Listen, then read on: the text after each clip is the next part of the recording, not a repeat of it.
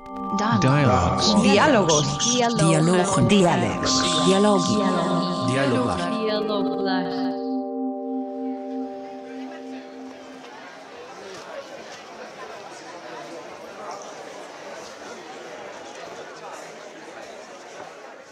I'm here in Liverpool with Fletcher from the Abbemuseum and Fran Edgerley from ASSEMBLE. Hi, Alistair. Hi. We have come here specifically to talk about the Granby Workshop project, and for Annie actually to see the project, who's heard a lot about the project because it's a case study in the RTTL archive, and it's a project that we cite a lot as being a good example of what we're talking about when we discuss things like working outside of the institution, working with constituents, learning through making, all these kinds of languages that are evolving around us trying to change the institution. It always strikes me that the Granby project is one that kind of really resonates in lots of different directions. But I think it's worth, for the purpose of this recording, maybe just to begin with explaining a little bit about the project. Granby is an area in South Liverpool, in Toxteth, which was subject to kind of a series of top-down infrastructural and planning initiatives that essentially decimated and dispersed a community there, and a few remaining residents kind of took matters into their own hands by direct action in the street, kind of planting and painting and organising and campaigning. And we began working with them. They formed the Community Land Trust, which is a legal structure that came out of the civil rights movement in America, which enables a collection of people who are neither private nor public nor third sector body to take ownership of land. And through working with them over the past 4 or 5 years, we've established a series of kind of smaller projects that are developing alongside the neighbourhood being reoccupied, and try and take a quite open-ended, incremental idea about work and living and collective organising, and the role of creativity and making within that. And so that's kind of was originally design of houses and housing, and has since evolved, and through the kind of catalyst of the Turner Prize nomination, to the establishment of Granby Workshop, which is a new business making architectural ceramics, and also other spaces. There's a kind of winter garden, which is a artist residency space and kind of community growing garden as well. And then there's kind of other small things on the slow burn as well. So it's kind of a collection of lots of different activities, basically. It's an independent business that we established to try and support some of the ideas we had around work and production and manufacturing, and the relationship of that between in the city. And yeah, so it operates, so it sells products online, makes a range of ceramics basically in the neighbourhood in Liverpool, in a kind of in the upstairs of an old corner shop. Yeah, and you visited this workshop first time this morning. Yes, Annie. It was really amazing to see. Yeah. I have several questions, if I can even jump in with them. I think we should just go straight into it. Yeah, because it was really interesting to see. I mean, I guess I've seen this, 4 years in, and I'm sure the time frame of just building this and then thinking sustainability, like through the shop and the marketing of these products, is a really amazing thing to see. But I was, one of the things we're always thinking about when we're looking at art and use, And one of the old chestnuts or questions is often about aesthetics and what things look like. And in a way, there really seems to be a kind of strong and very interesting aesthetics, like right from how you were making the lamps or thinking the kind of brickwork around the fireplaces. So I'd love to hear like how the environment or what inspired the aesthetics as well of this incredible project. It's quite hard, I guess. Working in the way that we do, aesthetic judgments often are just like the product of a series of conversations. Right. And so I think interestingly, working in a kind of non-hierarchical collective, arguments based on taste don't win. So sometimes you have to kind of post-rationalize stuff, or you can instead say that arguments around sustainability or generosity will win because you can create an argument for them which isn't just based on personal taste. So in terms of running themes, I think that's all I can say on it. But it's well, that idea of generosity is really interesting, because that, I presume, means you're opening it up to discussions with people who are living there, in terms of what they might want in the houses. Is that where it begins, or? I think there's like a balance between us trying to appreciate our value as practitioners and people with particular experience and knowledge, working in a way that is still open-ended and has a deep level of respect for context and like lived experience of the people that we're working for or alongside or developing relationships with. So is it fair to say that those aesthetics come through that sensibility, that in a way, whether it's deliberate or not, they drive the aesthetic? So, for example, if you think about normal sort of community craft making projects, in a way, a lot of the methodology is based in self-expression, and that's when you end up with all sorts of kind of really god-awful things that you wouldn't possibly, usually they represent a need, or they represent the community in terms of what they need. Whereas somehow the look and the feel of the things that get made through Granby come from what's left. They come through that communal understanding of what you've got to work with and how you might shape it into something else that actually represents that part of town rather than represents an individual. Well, that's kind of a little bit what I was wondering, was because of this reuse of things, like the bricks you've used again, or there's certain things that seem to be, as you say, maybe remnants from the local or a way of identifying that particular place. And I was wondering, was that one of the things that was driving it? Yeah, I think it's almost, but we'd done a piece of work for a need, which was for the houses, and then the project evolved out of an opportunity that came after that work had been done. So it was the original kind of aesthetics and designs were serving a purpose to try and reinstate some sense of uniqueness and care in homes that had been so valued by the community, but then seen as kind of just disregarded by local authority.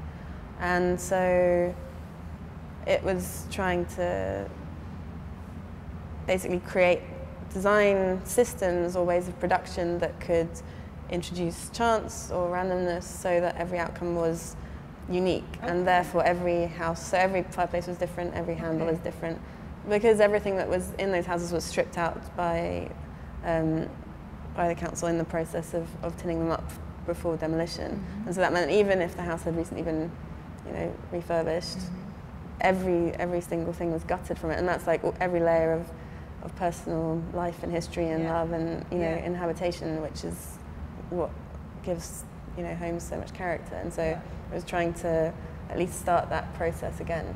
But that's so extraordinary. I mean, I don't think one of the things we talk about with art utile, so this idea of art in use, is we have a series of criteria that help us sort of corral thinking what kind of practices might be interesting. And it's one of them is this idea of how can we use aesthetics to kind of aid transformation. Have I got it right, Alistair? Something like that. And I think as a form of transformation. To re-establish aesthetics as a system of transformation. Re-establish aesthetics. The aesthetics is not for its own sake, but is, in a way, is that we understand aesthetics as this total process, and that aesthetics is formed through the process as part of a wider kind of ecological structure. But it's the quality of it, like this attention to detail, that I'm interested in, and this notion that you think of it in relation to care. I think this is amazing. I mean, that's what you feel, this kind of, yes, the love, but also that the aesthetics is a form of almost love, you know, with this beautiful attention to detail, that everything is unique, as you said, or different in each place. That kind of, that creative practice can be deployed like this is kind of, well, in a way, one of my definitions of art really is always is doing something with care. Because you think about the art of cooking, the art of gardening, etc., etc. These are all things that basically, on a scale, they're done with a degree of care and dedication and humanity. Well, it's equally possible to do that process without those, or with less of that. But then it becomes the question of degree to which something is art or artful. And I think that sliding scale is really important to understand, to move away from this sort of, you know, is it art or not argument. Exactly. I think that's what was so refreshing here, I think, in terms of, we were talking about how complicated it is sometimes to manage to work in such a collaborative way. And it's the precision with which you seem to have established the practice that's kind of stunning when you walk through the area. I think it's also about the fact that medium is kind of irrelevant. And that in our practice, you know, the same level of care or attention is given to, you know, designing pizza as it is to designing a detail in the building, or like thinking about ways people organise and relate to one another. And I guess, yeah, that feels like it's really important. It's more about a way of working in the world, and that speaks of a value of kind of activity and culture, which isn't necessarily assigned to one particular space in the city or in society, or attached to certain market values, and it belongs in affordable housing, and it belongs on the street, and it belongs in other spaces. It's interesting to hear that you saw a potential in the cultural institution, because I suppose from our perspective that's what we're often thinking about in relation to the old idea of modern art indeed, and these kind of institutions that we've been inherited somehow, and that are so stuck in that mode, and it's like how to deploy them differently in relation to this idea of I think being porous, and actually being able to apply sort of creative practice and think about it in kind of totally radical ways that are not about spectators and not about very simplified relationships with people in the world. So it's interesting to hear that you actually, were able to use that moment as a moment of traction or escalation or something. Yeah. I think one thing that was really extraordinary about it was that I mean, at least personally, I can say that it totally destroyed my idea of what it means for an institution to exist, or like the idea of a brand or an aura of like what it means to be the Tate, or what it means to be the Turner Prize. Because actually, like, you know, it's just takes, everything is just a kind of, I guess, you know, accumulation of a series of decisions and actions by the individuals that make up that institution. And so for people, it only takes sometimes one person to make a change, or that to cascade, and then everything can be called into question. And I think, at least personally, I feel like, everything is suddenly full of potential. Yeah. I think that's really exciting, and I think we kind of agree with that. I mean, I think we're really interested in that idea of how we repurpose maybe, and that it's really generative, it's really possible when you start to apply different kind of roles to, or even think about what's in your hands, which I guess you do as well all the time, like what kind of budgets, what kind of economies, what kind of practices, what kind of people. And I also kind of think that about kind of democracy. Because when you, or how we actually start to think of other ways of doing democracy. Because certainly when you get into a position of being in an institution like a museum director, or, you know, you start to play at a certain level, you realize that a lot of people that become the mayor or become a councillor or become a politician have equally, in a way, ended up in this position through a series of decisions either by themselves or somebody else. And you start to see these structures as actually being quite precarious and fragile, but also ones that are really dependent on a community of networks and decisions. And so for me, it actually becomes quite interesting to look at how you then infiltrate those structures and how easy in some ways it is to infiltrate those structures given a certain set of circumstances. So for example, in a way to infiltrate the Turner Prize, which was, you know, it's very easy to cause a stir in the art world, but you know, in a way it was kind of quite easy to make a disruption within that. And I actually found that quite encouraging. Yeah. But the other thing I found encouraging about the project more specifically is the fact that in a world where we have got, you know, very polarized debate, and it's very hard to actually have a nuanced argument in the middle somewhere. You know, you're either with us, you're without us, you're leave, you're remain, you know. Actually, these processes actually become very politicized. Actually, people coming together, making things, having conversations around making things and deciding how to represent themselves, what the aesthetics of their environment looks like and feels like, what the aesthetics of those relationships is like, and working that through doing rather than necessarily talking. Suddenly becomes actually quite I think a very useful vehicle at this particular moment when we have got this polarized society. It is a way of somehow navigating the system in another way. And I think then politically within Liverpool, this is also what the project did by that community, is they worked out a way through making, undoing and living together that they could kind of fight the politics. It'd be interesting to know whether you see that, or whether you're kind of aware of that sort of politicization of making. It's obviously just a different situation in Granby because it was out of necessity. You know, there was no alternative really. It's like people with their backs against the wall in a very hard place, thinking imaginatively and being very tenacious, creatively. And now I think it's a question of how you maintain that kind of spirit and that kind of attitude and tenacity in a situation where things are becoming more comfortable and a bit more secure maybe, and you know, there's more people about and still a lot of work to do and resource that's needed, but like things are shifting.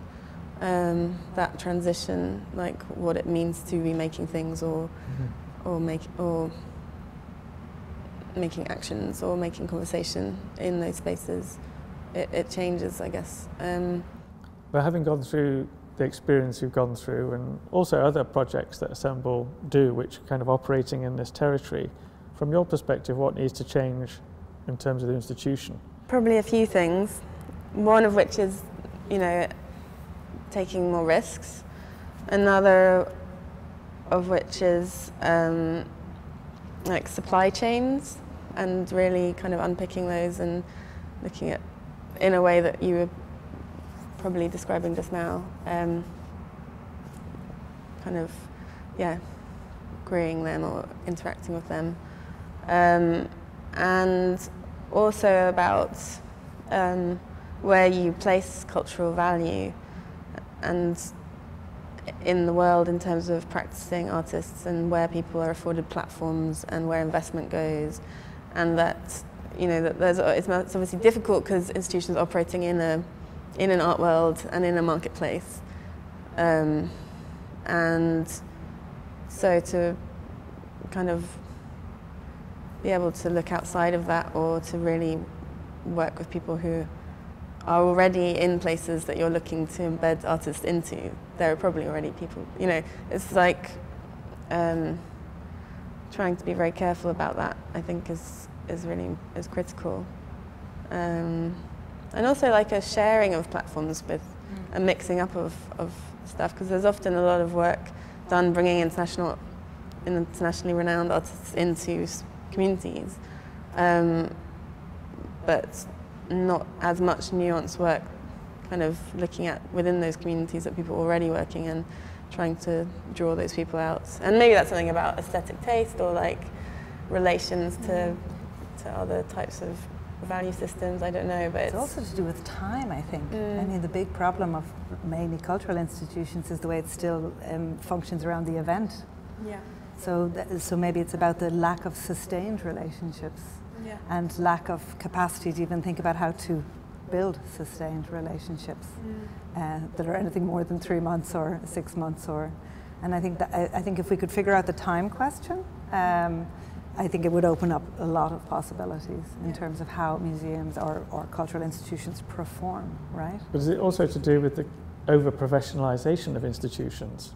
Utterly. As well, that they become self-maintained, they're designed to maintain their power structure and their, and so on and so forth. So actually, what can we learn from, collectives like Assemble who have lunch every day and sit down and actually deal with each other in a kind of humane, interpersonal way, rather than say, the museum where everyone eats their cold sandwich at their desk, where they sort of send emails for a living. What can we learn from these other practices to actually break the hegemony of the institution? Yeah, absolutely. I mean, and I think it's literally that you start to look at every single part of it as having potential in different ways. I mean, it's so extraordinary. I mean, we've all probably got millions of stories, indeed, about how that kind of sedimented, professionalized common sense just becomes, completely crazy, actually, at a certain point. Even the hierarchies of the way we manage particular things in the museum and all of that investment in keeping that there, the difference between the collection and the archive, or the difference between the curator and the guard, or whatever. I mean, all of this stuff is just becomes incredibly stuck. And yet, once you indeed start to pull a thread, I think, in relation to what capacities are possible and what things could be shifted, like whether an acquisition budget, like we're discussing recently, could be deployed to maybe pay for something that doesn't classically fit into the idea of the art collection. We're looking at it specifically in relation to the Art Utile archive, which is an open, collective, for want of a better word, communication or information tool or educational tool in a way. And the idea of buying it is kind of absurd because anybody could print it off or use it. There's a website and everything, but we've started to think, well, what if cultural institutions would actually purchase this? Like, it's collectively owned, so I mean that's already complicated, but that money might be deployed to kind of think sustainability. So maybe it's similar to you guys thinking about launching your 100 products or more. How do we actually think the mechanisms and the economics in a much more holistic way, I think. The state of play with art and the art academy, in a way. It's like, what kind of artists are we producing? Because still, we have models like this, and more we're finding, inevitably art students find their way into quite sort of multi-portfolio, as it's called in the trade, ways of working, rather than the singular artist career. I mean, that still exists, it still goes on, but I think becomes more and more less tenable.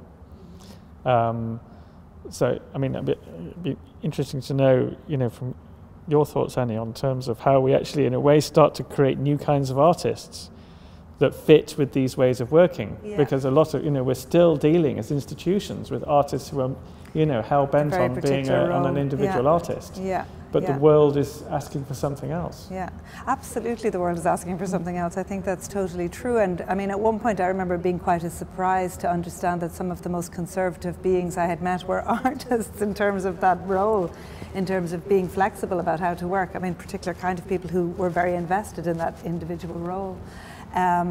But I think it applies not only to art practice, it's like everybody in the museum. We've started to really think about who programs in our museum. And while there may be an expert culture around people like me who's a curator, there's actually lots of other voices within the museum that actually can think creatively. So I think for us in our museum, and I think maybe part of our conversations, it's like that idea of how do we actually think collectively in a both more porous way, but also understand indeed that the role might be artistic thinking, or creative thinking, rather than you know, that this one sort of person embodies the kind of the ultimate perfection of creativity through making objects. That there's actually lots of ways in which we can deploy this kind of thinking, which requires, just radically different ways of working. And I think that idea of thinking communally or collaboratively is so important. As a way of, I love what you say. You know, it's not efficient, but it's so generative on every level. I mean, not efficient in relation to the old economic models, but it's fantastically important because it really offers you different strands for understanding how we can be together, actually. So I think for us in the museum, it's really important that more voices are heard in relation to what we program, what we buy.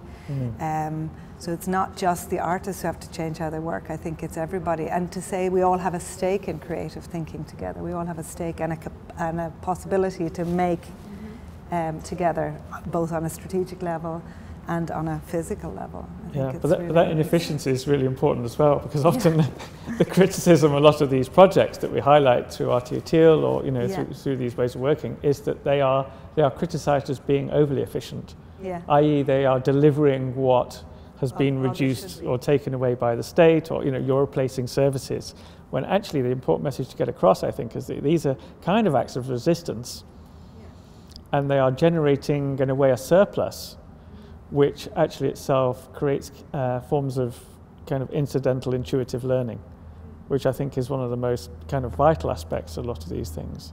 And that you sort of, part of the role of these projects is to take normal processes in a completely different direction, which in a way is kind of destructive in a way, as well as being constructive at the same time. Or to use that Trumpian term, disruptive, no? Yeah, but that's the danger then. You also become complicit in the neoliberal agenda by being disruptive. Exactly. Yeah. Exactly. But then it does become a question in terms of what needs to change. Probably one of the things is the internal mindset.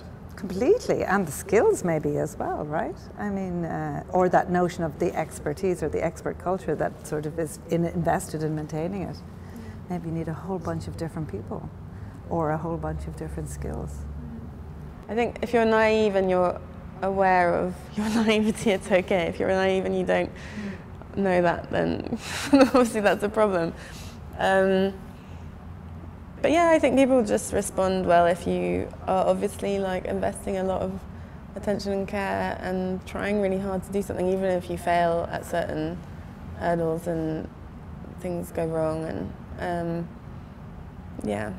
and then now it's much more kind of like co-authoring projects, and really, I think probably some of the most successful aspects of the project has been for us to be able to create relationships with people, those residents, on a very personal level, in terms of like what we've learned about the world and about politics and about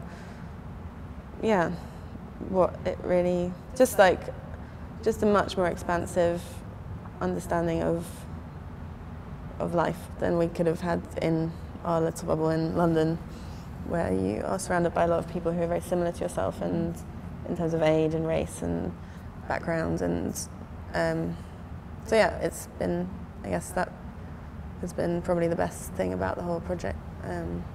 It's interesting, we're thinking a lot about what capacities we need to get better at, and one of them is listening, because I think the VNAB or many museums are full from this old broadcasting, information and broadcasting authority and broadcasting to some unknown set of people's our information and our authorship. And I think what we're really realizing is that we need to, that's the biggest shift in behavior, is actually to shut up and listen in order to kind of figure out what we want to do together. But how do you listen as well? That's the other thing. It's okay kind of saying, oh yeah, we're going to listen. Yeah, because in a way this is a strand that's happened in community engagement for a long time now.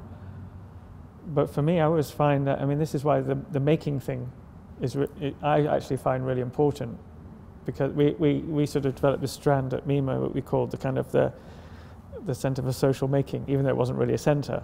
But the idea was it was where you come to make, but it doesn't also necessarily matter what you make, because also that act of coming together to make actually starts those listening conversations, actually listening to one another, rather than just the institution listening to the other, but actually people in the room listening together, then actually starts to have quite a constructive dynamic in terms of getting to know what the problems are. Yeah. It's almost like a distraction device or a tool in its own way to do that listening process.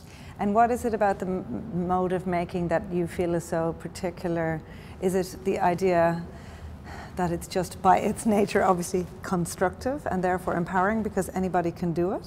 I mean, is that it? Partly, but I don't know. I think people appreciate work. Yeah. They appreciate seeing people work. And I think a lot of the suspicions around the art world are actually rooted in that kind of Duchampian paradigm that followed, which was the world of non-work. I mean, if you look at a lot of the debates in contemporary modern art, it was rooted in skill. And I think you could dig deeper into that understanding of what skill was to actually be an appreciation of work and to consider it, because in a way that's how communities used to operate together in a pre-industrial society. It's about everybody farmed together, they tended the land, they shared, they helped each other build each other's houses and so on and so forth. And in a way that communal living through doing is something that we have lost, to the point where someone's job in a museum is primarily to send emails.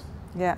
It's also something to do, maybe it sounds very simplistic, but I think it's really important it's about being embodied because there's a physical relationship to I don't know, material or object or something as well that isn't purely cerebral and utterly abstracted. Yeah. Where we start to understand people and human beings in that completely abstracted way. Yeah. We're even abstracting ourselves here by being on sofas in a white room, when really, as you said, we should have been actually doing this over making some plates in the Granby workshop.